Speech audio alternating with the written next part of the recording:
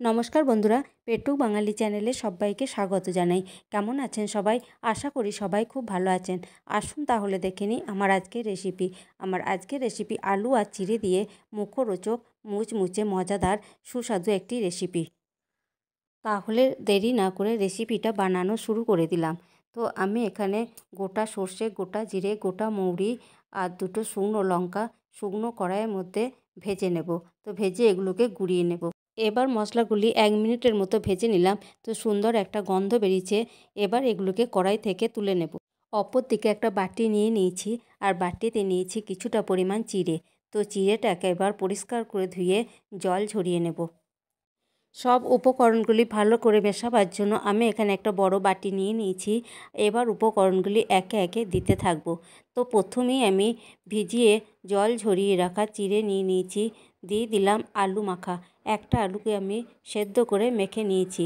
তারপর বড়াগুলি যাতে মুচমুচে হয় তার জন্য দিয়ে দিলাম 2 চামচ বেসন আর 2 চামচ চালের গুঁড়ো, পরিমাণ মতো লবণ, হলুদ গুঁড়ো, লঙ্কা গুঁড়ো, আদা বাটা, গরম মশলা,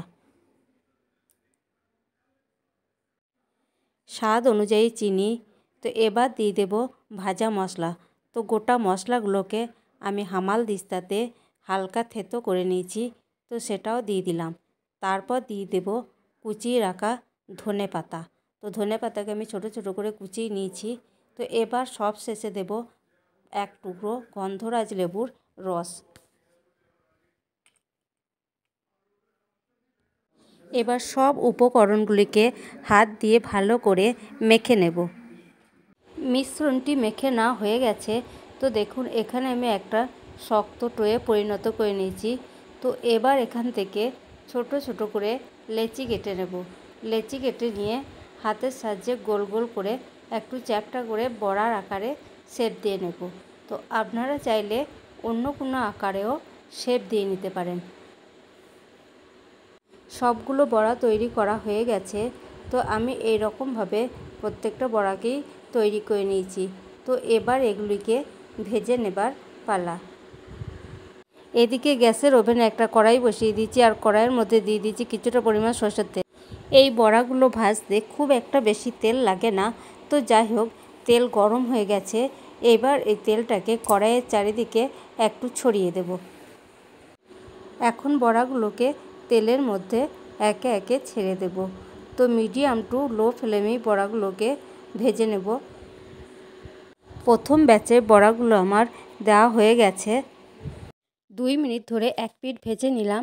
তো অপর পিঠটা ভাজবার জন্যও বড়াগুলিকে উল্টে দিলাম। তো দেখুন কত সুন্দর বড়াগুলো ফুলে উঠেছে। প্রথম ব্যাচের বড়াগুলিকে ভেজে তুলে নেওয়া হয়ে গেছে।